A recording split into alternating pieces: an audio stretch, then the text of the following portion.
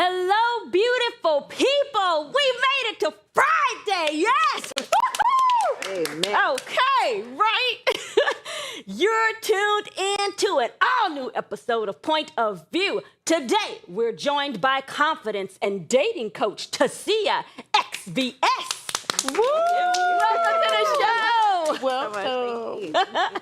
Coming up, whether you're single, whether you are dating, in a situationship, or married, we are dropping gems today, and we have a little something for everyone. Plus, later, we'll be back with Girlfriend's Guide and Unpopular Opinion. Okay, so pull up a seat and join the discussion. You're watching POV.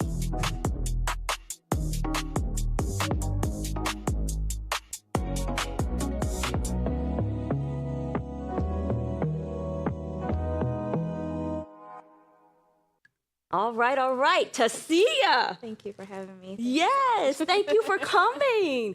So now you've built a strong presence online with your raw and uncut advice that people love, right? Like almost 1 million followers, okay? Mm-hmm. They love what she had had been mine already, but we on the way. Okay, that's right. At what point did you realize you wanted to step into this role as a relationship and confidence coach? You know, I really wish I had like some truly deep story about it, but I have always been talking about dating. I remember like Facebook reminded me 12 years ago, like a memory that I would put like to see as 5 tips for dating. So I've always been interested in psychology, the proximity of dating, like compatibility, and I would always talk about it online, and people would follow my stories of like the garbage man that used to work in New York, or the guy that I met by the true You've been a therapist. Yes, like I just would talk about it openly. And then unfortunately my mom passed away, and I had been in corporate America for a very long time. I had built businesses, I had a tech startup, and I said, look, life got to get real good down here, so you need to start doing what you want to do. And then I just started making videos in my car about dating, about men, about what you should do, what you shouldn't do. And it really just took off. I think it's more so my delivery. Okay. That really kind of brings the people in. But yeah, I just said I want to do what I want to do now. So yeah. Okay. Yeah, so that was definitely my question. I have been a secret part of your tribe, Oh, yes, following you thank for you. years. I love you. I love your raw advice. I would say that, you know, what makes me drawn to you is the relatable way that you debunk real life experiences that people go through all the time in relationships and just kind of sweep under the rug. So what do you think is that thing that like sets you apart? I think it's honestly, I think it's my delivery, and I think that people have like professionalized healing. And I'm from the everyday girl. I'm from the girl in the projects, in the hood, the girls that like, and I know this sounds like random, but like the ones that got 3, 4 baby daddies, the ones that went through, the ones that got divorced and things like that. I think we have like really made therapy, coaching, and healing this like buttoned up thing. And I speak to the people that like I think people disregard, you know. And so I'm for like the everyday girl, and I think that I bring like a psychological component to it with humor and just like a everyday girl's girl kind of delivery that I think encompasses probably any woman that been through something. I always say a man is a man. So if you date, look, we all have been through it. So yeah, I think that's what the draw Are is. you currently dating? Yeah. Okay. Always Like dating, or She's like always you like dating. focused on one, or like you dating? I feel like I'm getting warm. This is Okay. good. I feel like I'm getting warm, Okay. but I'm always a proponent of just dating a couple, 2, 3 people so that you really know what you like. And I think that has really paid off. I always say how you practice is how you play. And I see this so much with women that they don't date enough people and they get invested in one person. That's me. And then they don't know how to resolve conflict. They don't know how to Stop even like reading me date right now. romantic, Let's stop be doing like, that. I mean, be feminine. It's so many things. Like you have to practice it to get good at it. And It's hard to date a lot of people at the same time. I don't want to remember 5 different people's favorite color and favorite fruit all the time. I don't want to do that. That's a lot. I truly understand, but I think it gives you like such a value add as a woman, and I think it's such a double standard, like, oh, like you're promiscuous or you're sleeping with all these people, and it really just gives you engagement and interaction to really know what you can get and what is possible. I've dated men they'll open the door, they'll gentlemen. Then I'll date a man that'll call me a Uber Black, that'll come around the car, tell me don't sit there, don't touch the door, and then he'll come around. Oh, I'm like, oh, bet now I know what I can get. You get what I'm saying? Like if you don't date enough people, you don't know the standard of what you can get, what is available to you. And you start learning how you should be treated. Absolutely. They say comparison is a thief of joy, but you really will understand how men court if you date enough people. If you don't, then you'll get tricked by the first person that come around that treats you better than the -2 man that you had before. I always say if you come from a 2, a 4 look like a 10. That's right. It's like you came from a 2, so you have to know what the standard is. So dating around is good. Yeah. I know my friend would say to me, you need to date so you know how to talk to someone. Yes. Date so you know how to interact. Date, because that was never my thing either, to like date, consecutively or with just people, in general, make that a habit. But now I see what you're saying. And my mom would say that too, you need to know. Yeah. Now I understand a lot better. And we don't have any game. The amount of women that I tell to like the handkerchief theory, it's like, oh, well, no man is approaching me. You don't want the one that's going to approach you anyway. You want to pick the one that you want. So you proximity conversation, you get close enough to them and you start up something. Hey, is that bourbon or is that whiskey? What are you drinking on today? And the women freak out. I'm like, y'all ain't never had an auntie come tell y'all how to finesse these men. They're like, they don't truly know how to date. They don't know how to approach them. They don't know how to talk to them, and so that is actually the purpose, is to get a little skin under. You're talking about approaching someone. You don't approach men. If I think he's cute and I like him, forget it. I can't approach him. Good luck. No. Those the wild hyenas, in the wild that come up to you. I feel like I'm looking for the reserved one, the one in the back of the classroom, the one that's like, who paid that bill when it came out? I don't want the one drinking the Ace of Spades. Who paid that bill when it came out? Now let me ask you this. Your tagline is, I teach women to control their emotions so their emotions don't control them. Yeah. Now, what exactly does that mean to you? It just means that women have an emotional valve that men truly don't have. And if you spend it on everybody, you really won't have enough for yourself. It also means that, like, we as women, we overdump, like we'll overshare, we'll overinvest. And it's like, keep some for yourself, like keep your emotions in check. And you always say you'll be the LeBron of this. When I teach women like how to truly ball out and have their desires met, and it looks different from everybody. Some people want a long-term relationship. Some people just want to have fun and not get played. I'm like, no matter what the scale is, if you really know how to control your men, cannot play women that have control of their emotions. I'm telling you, they don't know how to act. They truly don't understand women who have control. It's like, oh, I'm not looking for a relationship right now. Or I need a little time or space. I truly understand. Take all the time you need. I promise you that man will call you back. Oh, yeah. He'll be like, wait a minute, what? We don't care. That's just how it is. And so that's what I teach women, is like emotional control, so that they can really navigate dating from a place of empowerment. In other words, play the game, ladies. Play the game. Play the game. Play the game. I have 2 questions, but I'm going to try to merge them into one. Yes. And so my first one is that I wanted to comment on what you said about, dating multiple people, having options. I've always thought that, sadly, that's something that other color people do. Like growing up, we hear like, our white homegirls, they done dated 4 or 5 people and at the same time, and they have options. At the end of the day, it's like a vetting process, and they're picking who they feel is best suited.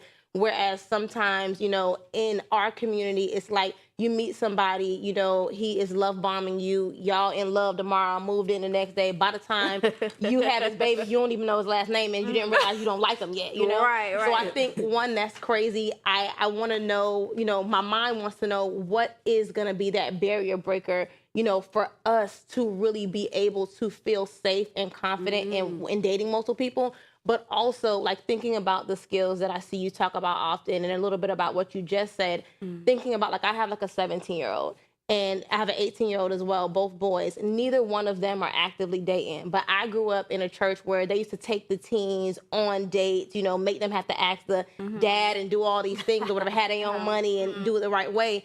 And so, what do you think now? Because I know that you have a teen community as well. Yes, I do. Which is so Yes, awesome. I do. What do you think is the right time for teens to start dating so that they can be getting these skills so that the first person they meet ain't their wife and they realize they don't like her 5 years later? Actually realizing I have a 18-year-old goddaughter, and my niece just turned 15. My other goddaughters are younger, but it is starting early. Like they're starting. My 15-year-old niece had a birthday dinner. Oh. I was like, 15-year-olds are having birthday dinners, and like it is all starting early. So I think that honestly, soon as they are in contact with boys or whomever they're dating, because there's, I think there's a community as well where, children and teenagers are a little bit more fluid and curious as well. So honestly, as soon as it's co-ed, it's time for you to start talking about dating, appropriateness, courtship, all of those things. I mean, as soon as they are coexisting, going to school with the opposite sex, I think that it's time to talk about it. What do you think about the hovering dating? Because I'm the one where I'm trying to push and take dates, but I'm like, I want to be sitting 2 tables over, and make sure y'all ain't touching and feeling and stuff. We need to bring it back traditional.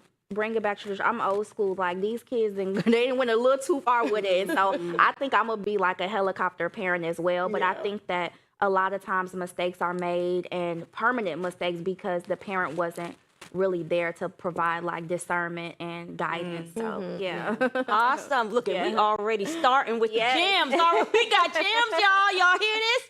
We have to take a quick commercial break, but don't you go anywhere. We have more with Tasia coming up right after this in Girlfriend's Guide, honey. So stay tuned. You're watching Point of View.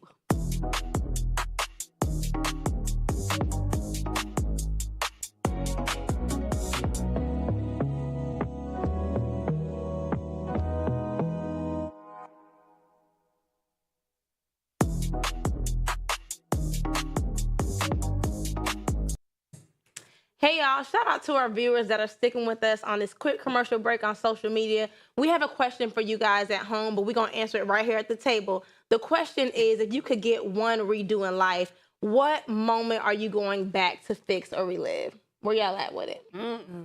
I feel like we had this question one time before, and I don't live my life like that, because if I go back and fix anything or redo anything, I'm going to be a totally different person. Change one thing, I'm not change changing. everything. Yeah, I'm not changing anything. It happened the way it was supposed to happen. What you think? I mean, y'all, first of all, I'm menstrual, so I'm trying not to cry on here, but I lost both of my parents, so there's always like I think I would like, was I there enough? Did I call enough? Like that kind of thing. Like even like both of them died suddenly, and I had to. I feel like I'm Debbie Down in this conversation, but both of them I had to like rush through the airport. I'm like, should I have been there the day before and stuff like that? So I think that's really, other than that, like, look, I'm the same. I'm like, well, whatever I did is what I did, but I think like experiencing grief and loss, you do have like regrets of things you could have done differently. So, But I know it's not the same love that you can give, but I'm sure it's making you more intentional in your love. Absolutely. Yeah, but we are sorry for the loss of your family. I appreciate that. Thank you. You got one, Markella? No, we ain't got time. Y'all don't go nowhere. You watch your point of view. We'll be right back to the show.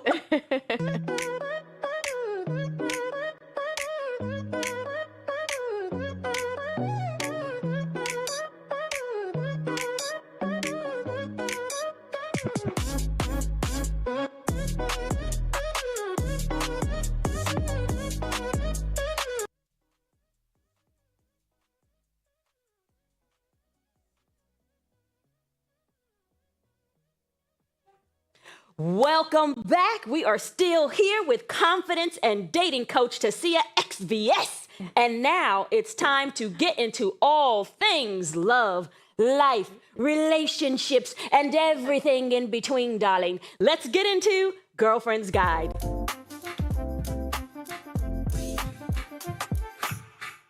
All right, Tasia, you are very well known in the podcast world. All over the place. Tell us about your podcast and how you got started. Well, people begged. I got bullied into long form content. People begged for YouTube, and I was like, I do not want to be a podcast. I do not want to. But I'm like, y'all give. Everybody got a mic at this point. Right, but, right. I think it was really time, especially since most of my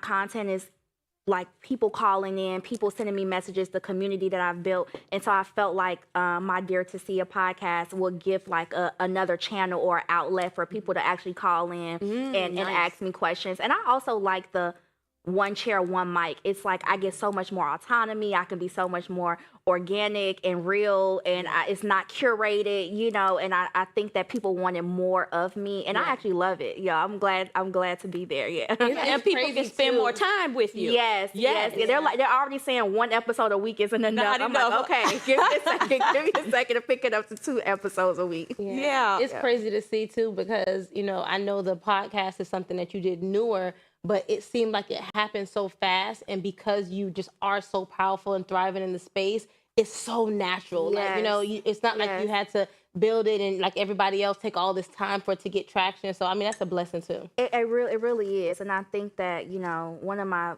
greatest compliments is that people are always like, oh, I met you in person. You're exactly who you say you are. Like you are like that in real life. And so I think that like, because I have an authentic persona, the girls will follow me if I was in the alley, talking about, so look, I'm selling tickets in the alley, they'll come, and it's because I think of the authenticity, and that's truly, genuinely who I am. And I think what it is, too, you're able to speak with anyone. I'm listening to you, and I could see that you're able to speak with anyone at any level to really get down to what it is they want to know and to convey that message to them. Yes. So I like that. Yeah. That's awesome. Someone asked me it's the a good other quality. day, what do I think is the difference between like me and other coaches and things like that? Yeah. And I think that like if you want to book counseling or coaching, you have to do an online form. You have to do an intake form and all of these things. And like I said, it's just so professionalized. You can call me instantly. I have so many platforms. You can call me on Pop Call. You can get into my girls chat, and I'll be like, "Oh, you going through a breakup? Boom!" Like I am for the everyday person. It's not as formal. That. Yeah, and I think that is really what kind of sets me apart, from other coaches and things. Yeah, and probably the fact too that when you're booking therapists, sometimes you don't even really know if the advice that they're giving really even fits you, or if you know what I'm saying? If I really believe what you're saying. Like, preview of what's going on, Now, one of your podcast episodes, you said, ladies, love won't bankrupt you. Always keep 5 to 10% for yourself. Let's take a look.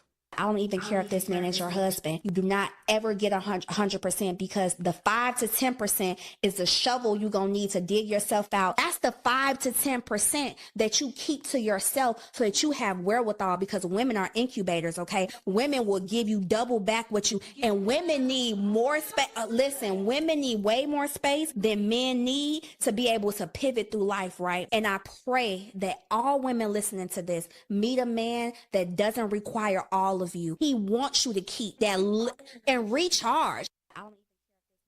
Ooh. Yeah. And I felt that all over again. Yeah. And I think even now in my dating life, I really am experiencing and manifesting that. Like, this whole soft girl era is a real thing, but I think it's not just luxury and trips and things like that. It's rest and relaxation and like solitude and giving you creative freedom to just decide who you want to be that day. And I think that like men have to understand that they are like a shepherd and a steward, and their job is also to provide covenants. And that is when that is when your woman is able to really reinvent herself and pivot and stay on her toes and talk about what she wants and what she needs and desires in life. And like I said, love won't bankrupt you. You don't have to give 100%. If you're 80% is solid and good, it will feel like a 150. And men are so tripped out by this. They're like, well, if I'm giving 100, so do I get to pay 80% of the bills? Oh, yeah, I gotta give 100. And I'm just like, y'all, the 80 of a woman will feel like a 150 if you give her that room to really just soften up, to like take the leadership, give her emotional safety, all of those things. The rest of it, she doesn't even really need, So I think it's really important to have a partner that really gives you the space to just, you know? Yeah, you said emotional one. safety. Yeah. Like that's a big deal. Why do you think it's so, well, it's not as easy to find that with a man? They never seen it. They don't know it. And it's so much societal pressure to be a provider, to earn, Yeah. that they're not actually tapped into their emotions. They really don't know what women need. Like some men don't even know what intimacy is if it doesn't my include God. sex. Oh, my It's God. like this could be running a bath, this could be a forehead kiss, this could be like, hey babe, did you make it to the hotel? That is intimacy. Yes. But some men don't even know it. If they can't touch you, if you tie their hands behind their back, They they, don't know what wouldn't to even do. know how to interact with you, you know? And so that is, I think that they just are not socialized that way to really tap into their emotions. But I think happily we've seen a big movement of men going to therapy and other Yes. men talking to men. Like, let these OGs tell these men and shepherd them on what to do, because my uncle wasn't paying, his women, they weren't paying bills. His wife was not paying bills. Not his woman wasn't paying bills. They wasn't. Look, he said. had a whole. That's what she and said. the crazy And thing wife. is And that wife. all of them were kept. Look, All that's of them all were I kept. know. Look, all of them were kept. Do you think it's because it was a different economy, or he just was built different too? I think it just was an old school way. Yeah. You know, like I have another reel where I talked about like not letting men move in with you, and like I heard that. back in like my uncles, my father would never move in with a woman. This is some new school stuff. That's The new school stuff. Yeah. Wow. I wonder, you know, when we think about keeping the 5 or 10%, you know, to yourself, just of yourself, you know, so often we hear women say in relationships they lost themselves and they're trying to find themselves. Have you ever had that time where you feel like I'm giving 100% and you have to remind yourself, I got to pull back a little bit, like, Yeah, and really the law of attraction. I think if you see it in so many different this crazy, I'm not sure if y'all watching like these Love Island and Ready Yes, to Love girl. and all these different Yes, shows. girl. But it's just like there's a current show now where the girl was just like coming on too strong, and like he was like, you know, you just so emotional. I just felt these men love to chase you. They love. So I'm telling you, if you just keep that 5 to 10%, not always so available, respond a little bit. Like, look, wait a second before you text him back. Like, just have that, like, I have my own life mentality. You will keep that man on his toes for the rest of his life. And I think that that's also more so what I'm describing. It's just like, you have to have a little bit of on reserve. Now, is Yeah. that courting, or is that even if you get to the altar if you're married? No, that is Just don't be period. thirsty. I know Stop great being husbands. thirsty. Like I just it's a pastor on social media, and he say I'm still scared of my wife. My wife run this house. She's the head. She knows everything was going on. I'm just here so I don't get fined. I think that there's a certain like dynamic that really works in marriages, that honestly successful marriages, where you know that the woman is the neck of that relationship. Like she truly is the rib. And I think that, I think we could learn a lot from that. do you Yeah. think in relationships, and we ain't got a lot of time with you, so I'm trying to just get it in there. Do you think in relationships, once you've given up the ball and you just doing everything he wants you to do the way he want to do it, what would be your advice to that woman to get the ball back in her court?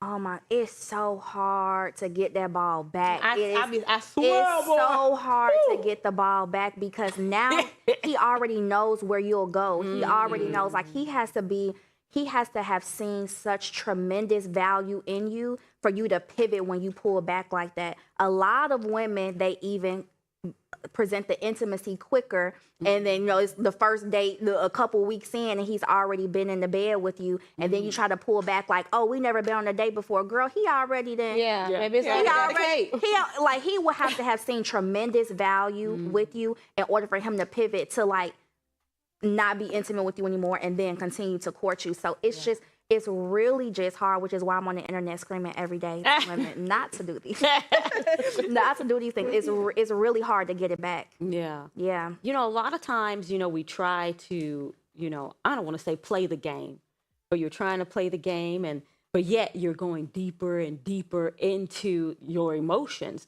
How do you know when you've just gone too far and you've given too much? Well, I think you'll feel like you've compromised yourself. You know, like you will literally feel like you've sacrificed way too much. I think it'll turn you into a different version, and we all are gonna evolve. But when you feel like, you'll know that you've gone too deep when you don't have the person's not reciprocating, and you feel literally like empty on the inside, and you'll work through stuff. Like, it's not to say that you're not going to have conflict and trials and tribulations, but I think it's like you'll feel completely empty Don't on be the inside. delusional. Like, yeah, like you'll Like, feel don't be like, delusional. who am I? Like, I just gave up all of that for, Yeah. you know, for no reason. And I feel like, again, it's not going to feel like you're bankrupt. Yeah. Yeah. You know, a lot of women find themselves losing themselves in a relationship. What is your advice like that to prevent that? I know to save 10% for yourself, do all these things, but like, what can we just like get down to? I always say, look good, do good. Look good, I know do that's good. right. Look good, do good. I'm talking about go to nursing school. If you say you're going to do it. Lose that couple of pounds. Keep your hair done. Making sure that you're living a life that you feel fulfilled in. And like the men will follow. Men love a Yes. happy woman. They love a happy woman. So I love Wow. that. Thank you so much, Cecilia, for joining us. She came here dropping gems, y'all. That's a wrap for today's episode. But before we go, we want to leave you with this quote. Ignore the glass ceilings and keep building your own sky. Ava DuVernay. Thanks for hanging out with us on POV. Remember, you can catch us Monday through Friday only on Afro TV, y'all.